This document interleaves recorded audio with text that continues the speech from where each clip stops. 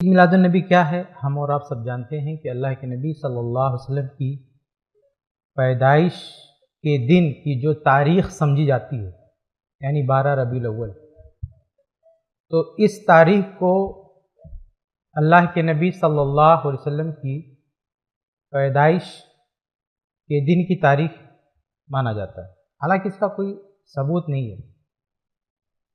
اللہ کے نبی صلی اللہ علیہ وسلم 12 ربیع الاول ہی کو پیدا ہوئے تھے، اس بات کا کوئی ثبوت نہیں ہے۔ کچھ روایتیں ہیں لیکن وہ روایتیں ضعیف ہیں، بلکہ انہی روایات میں تو یہ بھی ہے کہ 12 ربیع الاول کو آپ صلی اللہ علیہ وسلم پیدا ہوئے اور اسی تاریخ کو آپ صلی اللہ علیہ وسلم فوت ہوئے، لیکن بہرحال یہ روایات ضعیف ہیں، کسی بھی صحیح سند سے ثابت نہیں ہے کہ آپ صلی اللہ علیہ وسلم 12 ربیع الاول کو پیدا ہوئے تھے۔ لیکن چلو اگر ہم مان بھی لیں، تھوڑی دیر کے لیے تسلیم بھی کر لیں کہ 12 ربیع الاول یہی وہ تاریخ ہے جس میں آپ صلی اللہ علیہ وسلم کی ولادت ہوئی، تو بھی اس کا یہ معنی نہیں ہے کہ اس دن کو ہم جشن کا دن منائیں یا عید منائیں۔ اس کے لیے ثبوت چاہیے کہ آپ صلی اللہ علیہ وسلم کے دور میں ایسا ہوتا رہا ہے، یا صحابہ کرام نے ایسا کیا ہے، یا تابعین نے ایسا کیا ہے۔ اگر اس دور میں، صحابہ کے دور میں، نبی کے دور میں یہ چیزیں نہیں ہوتی رہی ہیں تو آج بھی ہم ایسا نہیں کر سکتے۔ تو یہ تعارف تھا کہ مطلب عید میلاد النبی کیا ہے، لوگ مناتے ہیں۔ اب آئیے ہم اس کی شرعی حیثیت دیکھتے ہیں۔ تو عید میلاد النبی کی شرعی حیثیت پر بات کرتے ہوئے سب سے پہلے ہمیں دیکھنا اس کی تاریخ، اس کی ہسٹری، کہ کب اس کی شروعات ہوئی۔ ظاہر ہے کہ اللہ کے نبی صلی اللہ علیہ وسلم کے دور میں اس کی شروعات نہیں ہوئی۔ عہد رسالت میں اس چیز کا کوئی نام و نشان نہیں تھا۔ صحابہ کا دور آیا، اس دور میں بھی یہ چیز نہیں دیکھی گئی۔ تابعین کا دور آیا، اس دور میں بھی یہ چیز نہیں تھی۔ سب سے پہلے یعنی اسلام کی تاریخ میں سب سے پہلے یہ چیز ایجاد ہوتی ہے 4 صدی ہجری کے نصف اخیر میں۔ 4 صدی ہجری کا جو آخری حصہ ہے اس میں یہ چیز ایجاد ہوتی ہے، اور اس کو ایجاد کرنے والے فاطمی خلفاء ہیں، جیسا کہ کتاب ہے امام مقریزی کی الخطط، جلد 1 صفحہ 495۔ اس میں انہوں نے یہ بات لکھی ہے کہ اس کی شروعات 4 صدی ہجری میں ہوئی ہے، اور اس کی شروعات کرنے والے، اس کی ایجاد کرنے والے کون تھے؟ فاطمی خلفاء۔ تو یہ اس کی تاریخ کا پہلا مرحلہ ہے، یعنی یہ جو عید میلاد النبی اس کی شروعات کیسی ہوئی، اس کو ہم کئی مراحل میں دیکھ سکتے ہیں۔ یہ کئی مراحل سے گزر کر آج موجودہ شکل ہمارے سامنے ہے۔ تو اس کا پہلا مرحلہ یہ ہے کہ فاطمی خلفاء نے 4 صدی ہجری کے اخیر میں اس کی ایجاد کی۔ اب جن لوگوں نے اس کی ایجاد کی ہے وہ فاطمی خلفاء تھے۔ اس کا ذکر الخطط المقریزیہ میں ملتا ہے، جلد 1 صفحہ 495۔ اس کے الفاظ کے یہاں دیکھیں، اس میں لکھا ہے کہ وَكَانَ لِلْخُلَفَاءِ الْفَاطِمِيِّينَ فِي طُولِ السَّنَةِ أَعْيَادٌ وَمَوَاسِمُ، کہ جو فاطمی خلفاء تھے ان کے یہاں سال بھر میں کئی تہوار ہوتے تھے، کئی جشن ہوتے تھے۔ وَهِيَ مَوْسِمُ رَأْسِ السَّنَةِ مَوْسِمُ أَوَّلِ الْعَامِ وَيَوْمُ عَاشُورَا وَمَوْلِدُ النَّبِي صلی اللہ علیہ وسلم۔ سال شروع ہوتا تھا تو بھی جشن کرتے تھے، نیو ایئر کا جشن کرتے تھے وہ لوگ۔ سال ختم ہوتا تھا تو بھی، اور اسی طرح سے یوم عاشورہ کا جشن کرتے تھے، 10 محرم کا جشن کرتے تھے، اور اسی طرح مولد النبی، عید میلاد النبی کا جشن مناتے تھے لوگ، یہ عید مناتے تھے لوگ۔ یہ اس کتاب میں لکھا ہوا ہے۔ تو یہاں سے اس کی شروعات ہوئی 4 صدی ہجری میں۔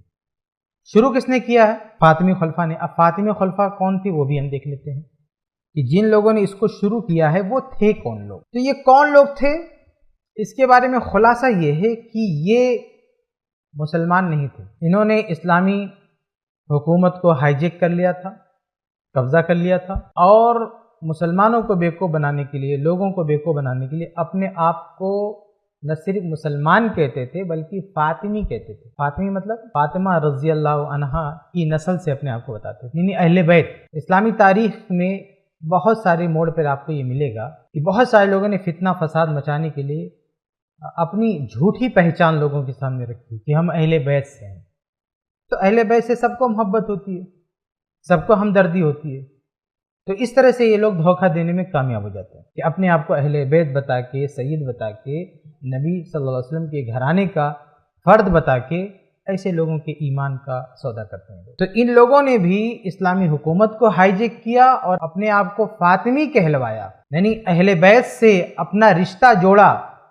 لیکن اس وقت کے جو علماء تھے، ہر دور میں دیکھیے جو علماء ہوتے ہیں وہ تنبیہ کرتے ہیں، وہ نشاندہی کرتے ہیں کہ شرعی اعتبار سے کس کی کیا پوزیشن ہے، کیا حقیقت ہے۔ تو جب ان لوگوں نے اپنے آپ کو فاطمی کہا اور لوگوں کو بیوقوف بنانا چاہا، تو علماء نے، اس وقت کے علماء نے اس کو بہت سیریس لیا، اتنا سیریس لیا کہ علماء نے باقاعدہ اکٹھا ہو کر میٹنگ کی اور اجتماعی فتویٰ صادر کیا ان کے خلاف۔ ایسا بہت کم ہوتا ہے کہ بہت سارے علاقے کے علماء اکٹھا ہو جائیں اور اکٹھا ہو کے کسی کے خلاف فتویٰ صادر کریں، ایسا بہت کم ہوتا ہے۔ ہندوستان میں بھی ہوا ہے ایسا۔ کب ہوا ہے؟ جب مرزا غلام احمد قادیانی نے نبوت کا دعویٰ کیا تو اس کو کافر کہنے کے لیے، وہ جھوٹا تھا، اس کو جھوٹا ثابت کرنے کے لیے ہندوستان کے تمام علماء اکٹھا ہو کر انہوں نے اجتماعی فتویٰ دیا کہ یہ جھوٹا ہے، کذاب ہے، یہ نبوت کا دعویٰ کر رہا ہے۔ تو ظاہر ہے کہ بہت بڑا مسئلہ تھا نا کہ ایک آدمی کھڑا ہو کے کہتا ہے کہ میں نبی ہوں، جبکہ آپ صلی اللہ علیہ وسلم کے بعد کوئی نبی نہیں آئے گا۔ تو اتنا بڑا فتنہ پیدا کر رہا ہے، تو سارے علماء نے اکٹھا ہو کے اس کے خلاف فتویٰ دیا کہ یہ کافر ہے، دجال، جھوٹا ہے۔ ایسے ہی یہ جو فاطمی خلفاء تھے، ان لوگوں نے اسلامی حکومت پہ قبضہ کر کے اور اپنے آپ کو فاطمی کہنا شروع کیا، اہل بیت کہنا شروع کیا، اور اہل بیت یعنی نبی کے خاندان سے اپنے رشتے کو مضبوط کرنے کے لیے، اس رشتے کی قوت کو ثابت کرنے کے لیے یہ ایجاد کیا عید میلاد النبی، کہ ہم نبی کے بہت چاہنے والے ہیں، ہم نبی سے بڑی محبت کرنے والے ہیں، تاکہ لوگوں کو پتہ چلے کہ ہم کیا ہیں، اہل بیت کو ماننے والے، نبی سے محبت کرنے والے۔ اب اہل بیت اور اللہ کے نبی صلی اللہ علیہ وسلم کا نام آتا ہے تو ہر آدمی کے دل میں محبت ہوتی ہے۔ تو اس طرح سے ان لوگوں نے یہ شروعات کی۔ لیکن علماء تو فتنے سے آگاہ ہوتے ہیں، انہوں نے آگاہ کیا امت کو کہ یہ سب جھوٹے لوگ ہیں۔ تو اس تعلق سے امام ابن کثیر رحمہ اللہ نے البدایہ والنہایہ میں نقل فرمایا ہے، وہ میں آپ کو پڑھ کے سناتا ہوں کہ اس وقت کے علماء نے ان پر فتویٰ کیا دیا۔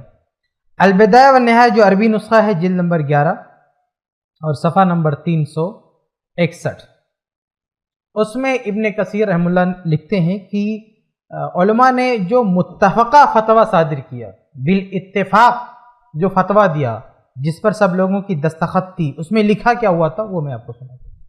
لکھا تھا کہ حاد الحاکم بمصر، یہ فاطمی خلفاء مصر میں ہوا کرتے تھے، یہ مصر کا جو حاکم ہے، ہوا وسلفہ، یہ اور اس سے پہلے والے حاکم، کفار فساق فجار، یہ کافر ہیں، فاسق ہیں، فاجر ہیں، ملحدون زنادقہ، معطلون وللاسلام جاہدون ولمذہب المجوسیت والثانویت معتقدون قد عطلوا الحدود واباحوا الفروج واحلوا الخمر۔ لمبی عبارت ہے، میں اس کا ترجمہ آپ کے سامنے رکھ دیتا ہوں۔ ترجمہ میں خود نہیں کرتا ہوں، اس عبارت کا جو ترجمہ ہے وہ میں خود نہیں کرتا ہوں۔ یہ جو کتاب ہے نا البدایہ والنہایہ، اس کا اردو میں ترجمہ بھی ہو چکا ہے، تو مارکیٹ میں جو اس کا ترجمہ ہے اسی سے میں الفاظ پڑھتا ہوں کہ مترجم نے کیا ترجمہ کیا نا الفاظ کا۔ جو ترجمہ والا نسخہ ہے، یہ جو ترجمہ والی جو کتاب ہے، ترجمہ والا جو نسخہ ہے نا، اس کے جلد 11 اور صفحہ 779780، وہاں پہ یہ ترجمہ ملے گا اس عبارت کا۔ وہ کیا میں آپ کو پڑھ کے سناتا ہوں۔ لکھا ہے یعنی مصر کا یہ بادشاہ حاکم اور اس کے تمام اگلے سربراہان کافر، فاجر، فاسق، ملحد، زندیق، فرقہ معطلہ سے تعلق رکھنے والے، اسلام کے منکر اور مذہب مجوسیت اور ثنویت کے معتقد تھے۔ ان تمام لوگوں نے حدود شریعہ کو بیکار کر دیا تھا، حرام کاریوں کو مباح کر دیا تھا، مسلمانوں کا خون بے دردی سے بہایا، انبیاء کرام علیہ السلام کو گالیاں دیں، اسلاف پر لعنتیں بھیجیں، خدائی کے دعوے کیے۔ یہ ساری باتیں سن 402 ہجری میں ہر طبقہ کے بے شمار آدمیوں کی موجودگی میں لکھی گئی ہیں اور بہت سے لوگوں نے اس میں دستخط کیے ہیں۔ یہ ترجمہ ہے۔ میں نہیں کر رہا ہوں، یہ مارکیٹ میں جو ترجمہ اویلیبل ہے وہاں سے پڑھ کے میں نے آپ کو بتایا۔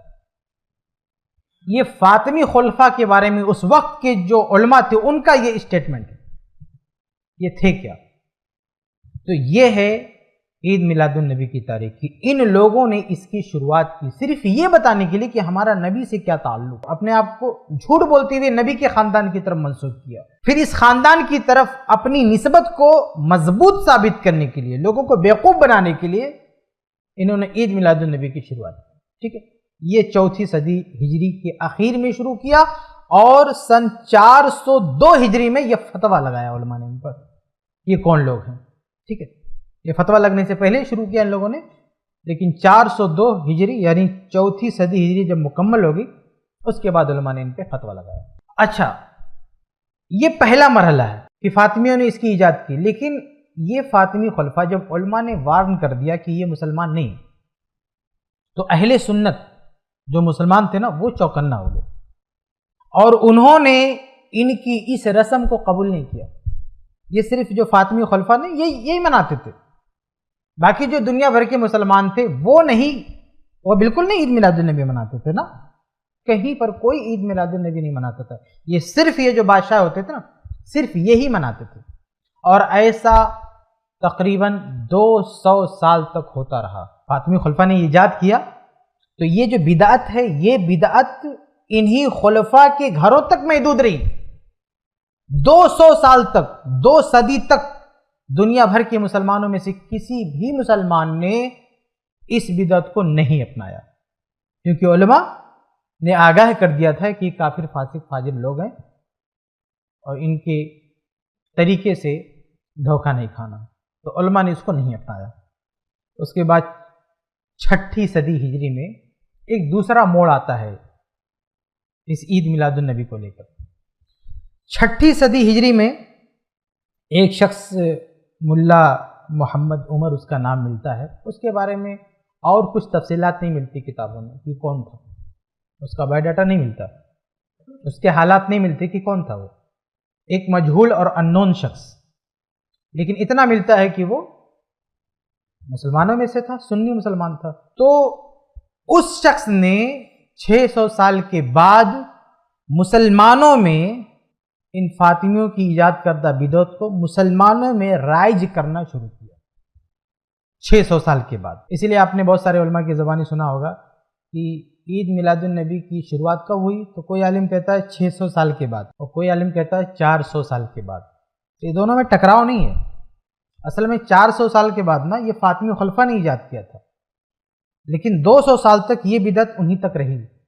اب 600 سال کے بعد مسلمانوں میں جو حقیقت میں مسلمان تھے ریل، ان میں یہ جو بدعت شروع ہوئی 600 سال کے بعد شروع ہوئی، اور یہ ملا محمد بن عمر اس کا نام ملتا ہے، اس شخص نے یہ ایجاد کیا۔ کون تھا کچھ اتا پتہ نہیں، لیکن اتنا ہے کہ یہ مسلمان تھا اور وہ کوئی عالم نہیں تھا، کوئی جاہل شخص تھا، اس نے اس بدعت کی ایجاد کی۔ لیکن ظاہر ہے کہ اس طرح کی بدعت کو ایجاد کرنے کے لیے اور اس کو رواج دینے کے لیے کافی پیسوں کی ضرورت ہے، خاص طور سے اس زمانے میں۔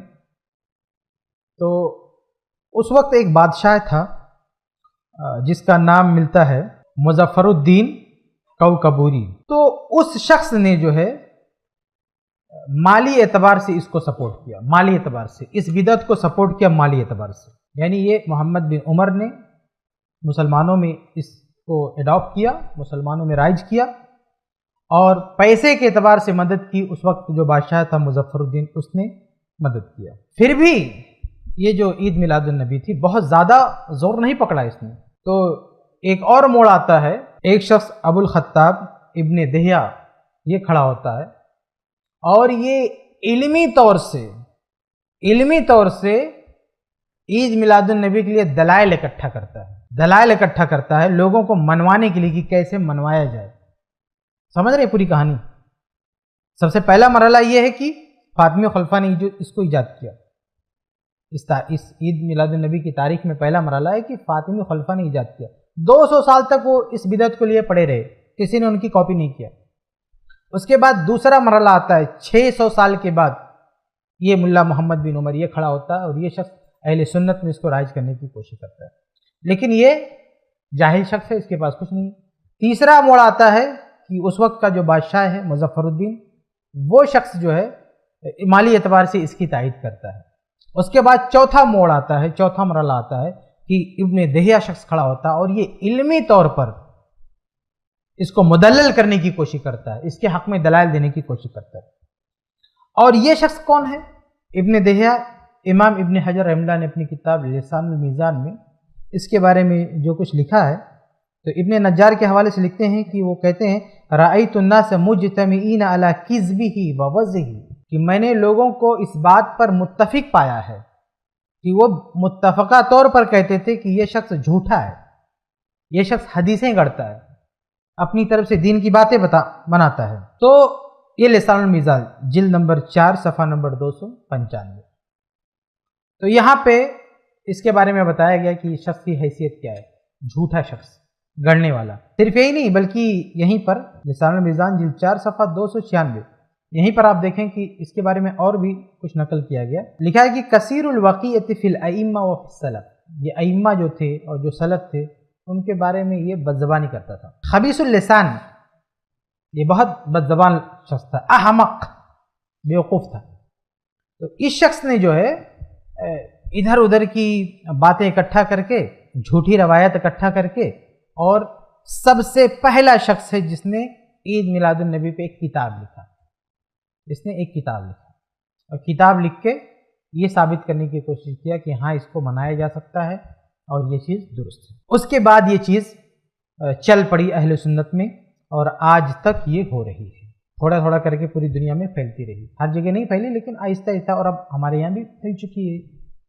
تو یہ میرے بھائیوں اس کی پوری تاریخ ہے، عید میلاد النبی کی پوری ہسٹری، پوری تاریخ میں نے آپ کے سامنے رکھی۔ خلاصہ یہ ہے کہ عید میلاد النبی کی یہ جو تاریخ ہے یہ 4 مرحلوں پر مشتمل ہے۔ 4 صدی ہجری کے نصف اخیر میں اس کی ایجاد ہوتی ہے، فاطمی خلفاء اس کی ایجاد کرتے ہیں۔ اور فاطمی خلفاء کون تھے؟ البدایہ والنہایہ کے حوالے سے میں نے آپ کو بتایا کہ علماء نے متفقہ طور پر ان کے خلاف فتویٰ دیا کہ یہ حقیقی مسلمان نہیں ہیں، ان لوگوں نے اس کی ایجاد کی۔ اس کے بعد 200 سال تک یہ بدعت صرف انہی کے گھروں تک محدود رہی۔ 200 سال کے بعد اہل سنت میں، مسلمانوں میں محمد بن عمر کا نام کا ایک شخص پیدا ہوتا ہے، اور وہ شخص جو ہے یعنی ملا عمر بن محمد، یہ شخص پیدا ہوتا ہے اور یہ شخص جو ہے مسلمانوں کے بیچ میں اس بدعت کو رواج دیتا ہے۔ پھر تیسرا مرحلہ آتا ہے کہ اس وقت کا جو بادشاہ تھا مظفرالدین، وہ مالی اعتبار سے سپورٹ کرتا ہے اور اس کو رائج کرتا ہے۔ پھر ایک چوتھا مرحلہ آتا ہے کہ ابن دہیہ ایک شخص کھڑا ہوتا ہے جو علمی طور سے اس کو مدلل کرتا ہے اور اس پر کتاب لکھتا ہے۔ یہ اس بدعت کی تاریخ ہے جو میں نے آپ کے سامنے رکھی۔